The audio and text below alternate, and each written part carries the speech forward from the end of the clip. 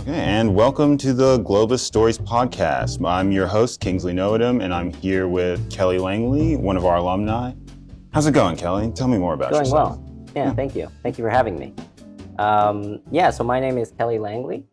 I am a 2021 grad, so I was in the 2019 batch, I believe. So I was in the batch right in the middle. We were hit with COVID and the Ukraine war, so it was quite an interesting MBA journey. Yeah, that must have been a rough timing. What was that like? In a way, I guess part of my personality is to see every challenge as an opportunity. So in a way, it was somewhat liberating, somewhat exciting to be taking an MBA in such times. There was a lot of turmoil, obviously, and this complete shift to virtual, work from home and all this that was unheard of, especially in the Japanese context until then.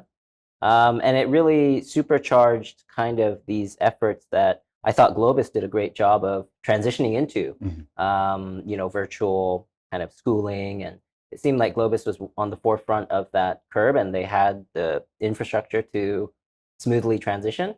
So I remember in April of that year jumping on the Innovation Through Virtual Teams course. That's great timing. It was great timing. And I knew I had to take that course just because I was working at kind of a SME, a family business at the time. And we are in a space of public affairs, consulting, government relations, and it's quite an interesting niche in Japan.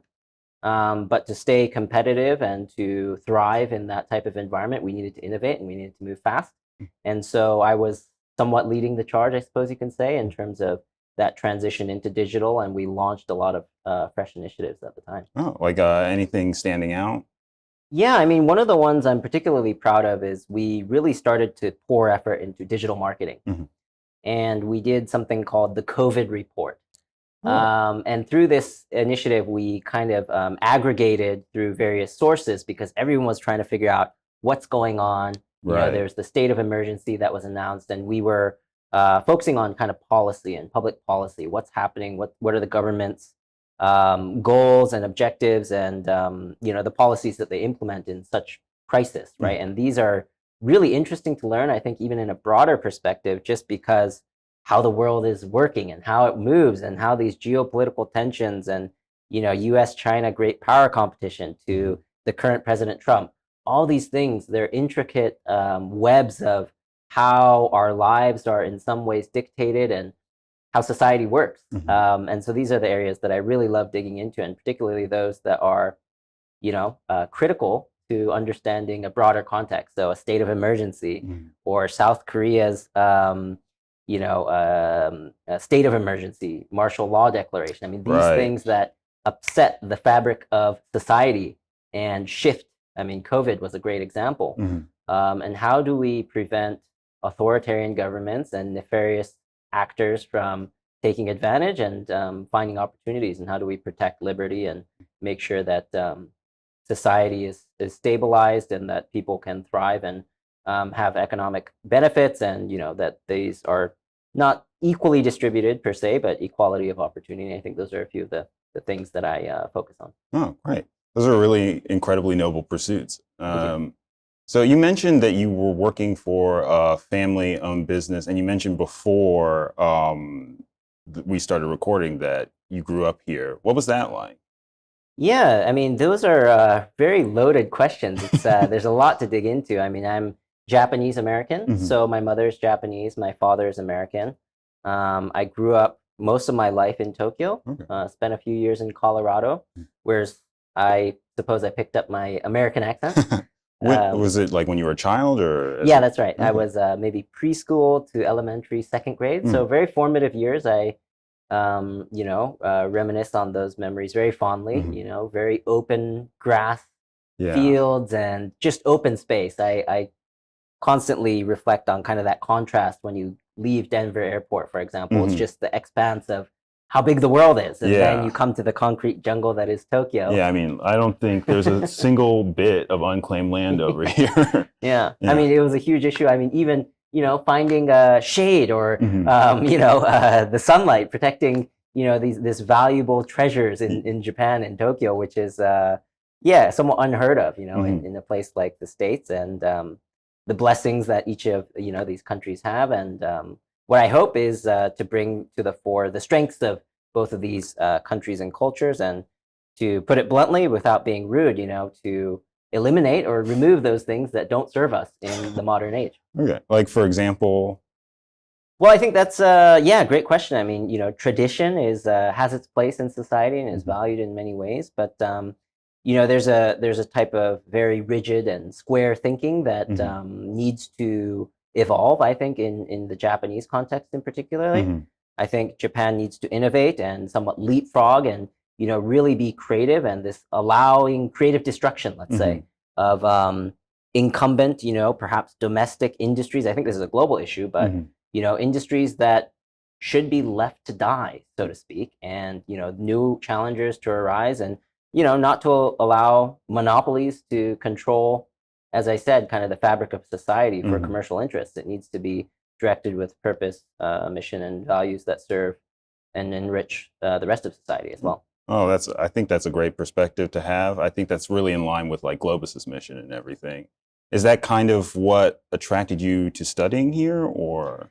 Yeah, I mean, it was somewhat of a confluence of interests, I guess you can say. I guess tying back a little bit to the question about the SME and my family business. In fact, it's very close by in the neighborhood in Rokubancho. Oh, wow. Yeah, so it's a stone's throw away from GLOBIS. Essentially, GLOBIS is in Nibancho, and really what it came down to was many things, but it was largely the convenience and the flexibility of the part-time program. At the time, I was, as I said, working in an SME family business, and it was slowly transitioning the reins, so to speak, where my brother and I were taking essentially the helm of leadership and driving the company's scalability and growth, and starting to kind of manage all of the operations essentially. And so I really realized that what we needed in order to scale was frameworks and structure and processes, and thinking across all the functions of a business. And so the MBA was a no-brainer at the time. I was a few years into the family business, and we were starting to grow and scale and running into some kind of, I guess, growth pains of transitioning from a one-man shop and that type of mentality to a scalable, organized, enterprise. And GLOBIS just made so much sense. I took a trial class of critical thinking, and the rest was history. Oh, great. So when you took that class, what about it made you want to continue taking courses here? Well, I think it ties into a little bit of what I see as the need for Japanese society. I want to be a catalyst and an enabler of Japanese society and Japan writ large, and Japan's impact globally, to be on the forefront of positive change and modernization. And critical thinking, I thought, was just such an interesting medium for that, because I don't think that the education system necessarily teaches this, or really many educational systems lack this kind of this type of thinking, the critical thinking as an essential element, the core foundation of education. Yeah. Which is, how do you think and make decisions on your own, and don't believe everything that you see on your phones and get trapped into these echo chambers that large corporations can trap.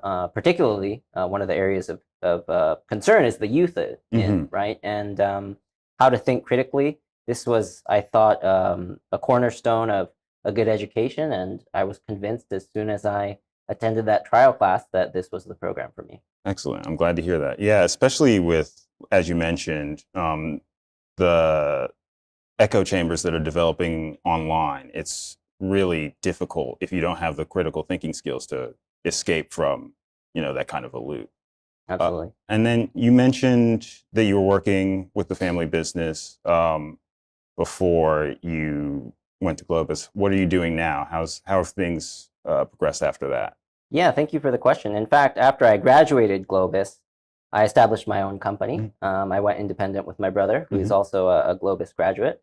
And we decided to go in a bit of a different direction. I mean, as fathers and sons go, we had differences of opinion, different priorities, and we decided to go separate ways.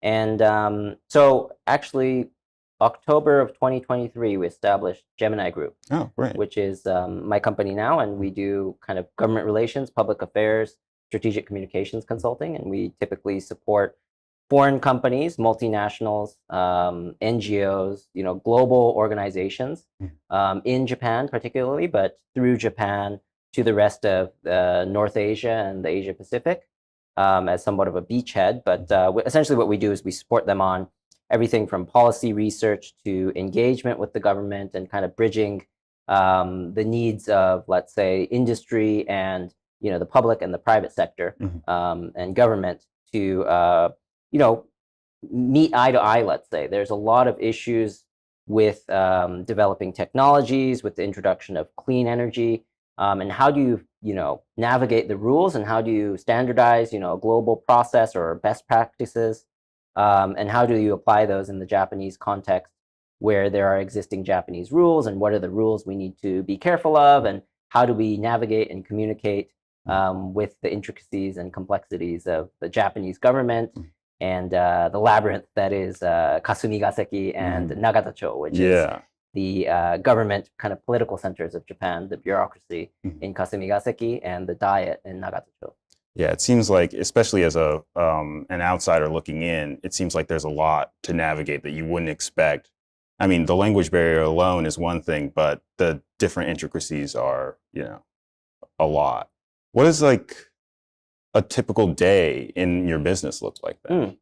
Yeah, I mean, that's somewhat what I love about the work that I do. And, much of this was a stroke of fate, you may say. My parents actually met in a Diet member's office back in the 80s. So as I said, my mother's Japanese. She was a kind of a political secretary. And then my father came in as one of the first, if not the first, foreign political secretary to a Diet member.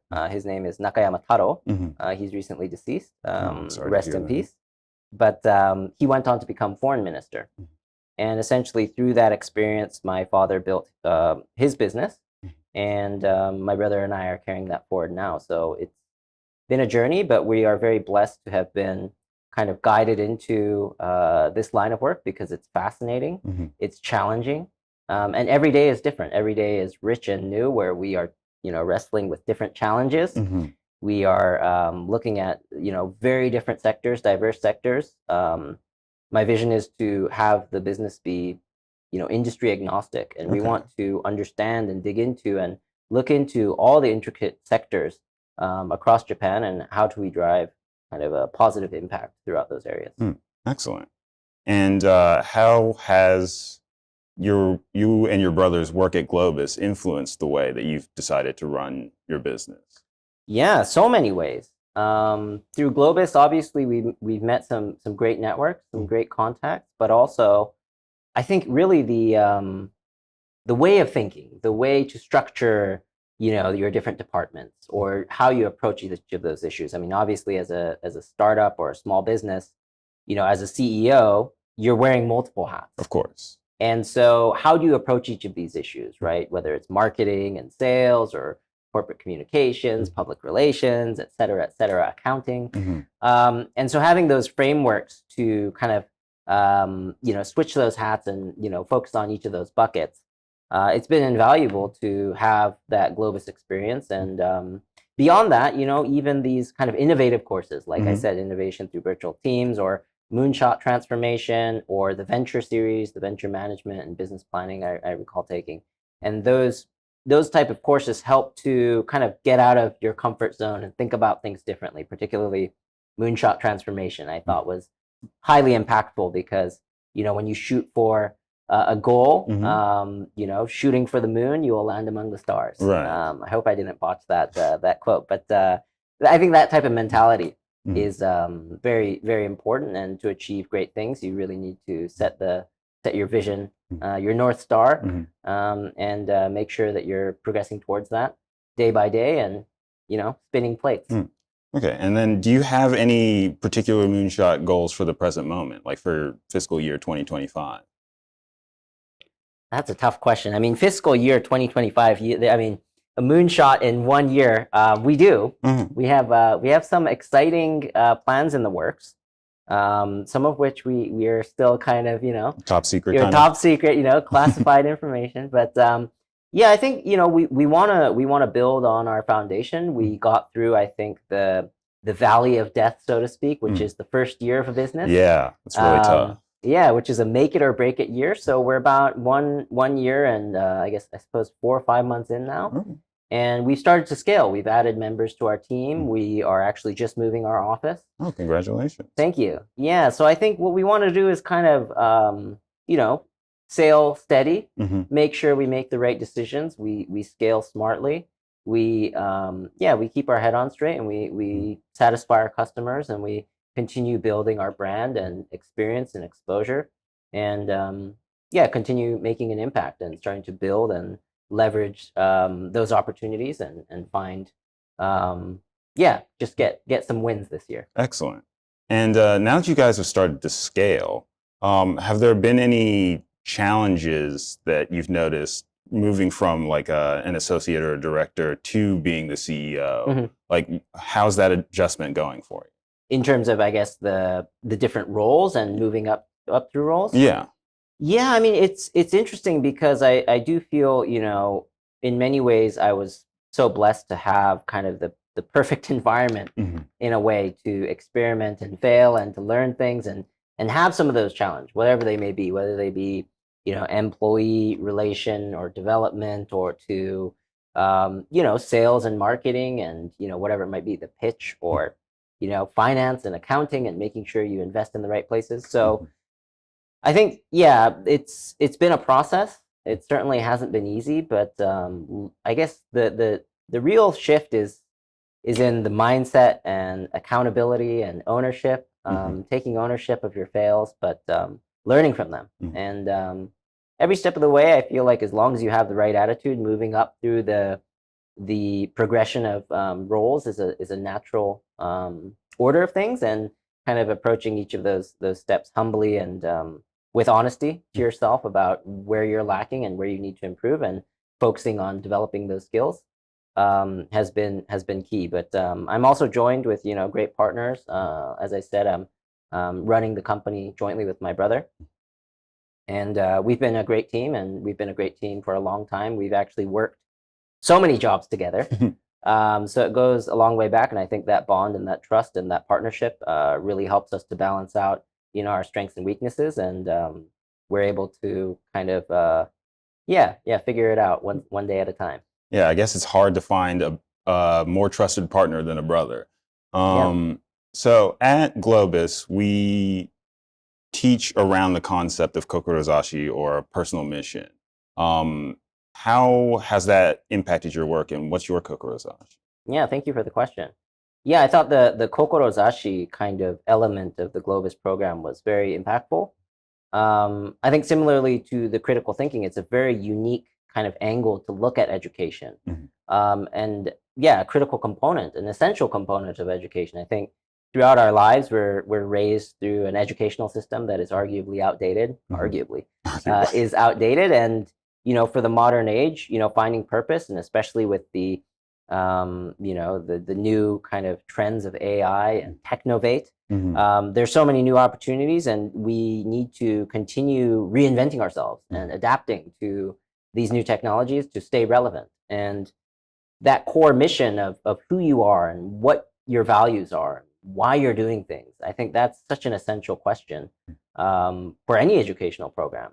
And I wish that that's something that we do more globally, and that people have a better understanding of that. I think that just helps so many ways. But my personal Kokorozashi is to, I believe it was something along the lines of, to help the world be and feel more connected, engaged, and satisfied in a happy and healthy society.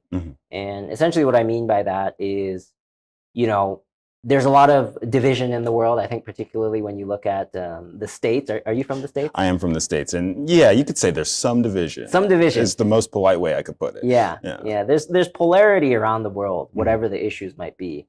And I think we mustn't forget that at the end of the day, we are one civilization, one peoples. And how do you resolve the challenges between us? There are differences, but that doesn't mean, we must be, at each other's throats Right. and, killing each other. I mean, beyond that, I mean, it's just, there's so many steps before that, but it's insane to think that that is the mindset of some people around the world, that is what we must do, or that is their conclusion that they reach. And the work that I do, while it's not as sexy, let's say, it's a lot of it is desk work and figuring out these challenges in policy and finding alignments, and how do you perhaps shape and influence policy, but also beyond that, how do you drive a persuasive argument? How do you get your message across? How do you shape a narrative and make sure that it's heard by the right people, and that you could spread your message, especially if it's a positive one. I think those are the areas that I want to focus on, and that's what drives me today. Great. And then, how has that impacted like the field that you've chosen to go into? Yeah, well, I think I recall actually in Globis there must be one of these charts. It's like PEST, right? So political, economic, technological, and I'm sorry, I'm missing one. Societal, yes. right? And there's each of these has a trend line, and technology is in the front, right? It's the fastest growing, it's the most exponential, and each of these trends kind of follows. Maybe there's economic and societal, and the last one is political, because it takes the longest time for the politics, with all the human errors and egos involved in politics, on top of the documentation and the legal process and how to pass a policy, to catch up to the rapidly moving trends of technology and AI, right? And how do you create frameworks to safeguard the the interest of the people, right? So let's say AI, for example. How do you ensure that it's safe and it's ethical, while not hindering innovation and the deployment and rapid adoption of AI? How do you balance these two things? And especially now with incomplete information, right? You're supposed to design policies and frameworks to make the world a better place, or that's the intention, I would hope. While you don't have all the information and you don't know which direction AI will go, and then there's all these new announcements of DeepSeek and this and that every day. How do you keep up with that? And I think the pace of technology and the development is rapidly outpacing the speed that politics can keep up. So how do you close that gap? And how do you make sure that these gaps aren't exploited and, as I said, taken advantage of by the wrong actors? Right. And do you have any thoughts you can share on that matter from your perspective? Like how would we approach this? Yeah, it's an interesting question. I mean, I've always thought that there needs to be some sort of global alignment on obviously AI and digital policies. I mean, this is always a delicate balance, because there's on one hand there's fear, and on the other hand there's there's an enrichment of society. And how do you balance these things, and how do you ensure that it's fair and done equitably? But I always thought there should be some form of some new kind of digital constitution, let's say, globally. And what I mean by that is, how do we shape technologies to be beneficial for society? So, for example, not to pick on any companies in particular, but what if ads on YouTube, for example, or ads that you see on the train were educational, had a positive message, help people to calm down and de-stress? You're in a packed train, you're on your way to work. Right. How do we shape these things to be positive? And shouldn't policies be designed to remove exploitation, particularly, let's say, of vulnerable peoples, let's say children, right? And social media. I mean, there should be some safeguards in protecting influence of children to be, for commercial interests, right? To buy toys or to convince their parents to buy toys. It should be guided. It should be educational. Those type of frameworks that help create happy and healthier societies. I think those are the areas that I would like to focus. Okay. Yeah, I think that's good, especially, advertising. I mean, I work in advertising, but I do know that there are some methods, let's say, that are less than, I'm trying to put this politically less than savory, let's say. So eliminating that would, I think, go a long way to improving the world. And one last thing I wanted to ask. We ask all of our guests this. If you could, what's some advice you would give to your past self? Yeah, that's a great question. And one that I do think about, I suppose, often enough, just because, I do a lot of work actually as well with kind of, fostering development of young professionals. I'm kind of a co-chair of the Young Professionals Forum at the ACCJ, the American Chamber of Commerce, and we're all about kind of upscaling and helping professionals be more modern, and to hone and develop their skills. And when I think about myself and the advice that I would give, or really what it is just keep going and keep trying and try new things. Get out of your comfort zone and just test yourself and expand your comfort zone. Every day is a new day. You could reinvent yourself over and over again. So particularly when you're young, you just got to try a whole bunch of things, find what you like, but also, develop your skills and be conscious about, where you are. And, I think really what it is you got to listen to your gut, because deep down what you need to do. Mm-hmm. And I feel like it's part of that critical thinking element is that you must be the master of your own destiny. Mm-hmm. And you must, find your inner voice to guide you through, the forks in the road and those challenges. So to myself, it would just be keep going. You're on the right track. Don't get discouraged. Mm-hmm. Keep moving forward and embrace the struggle in a way. Oh, that's great. Thank you so much. Yeah, thank you. That's all we have for today, but thank you so much, and hope to speak to you again soon. Great. Thanks for having me.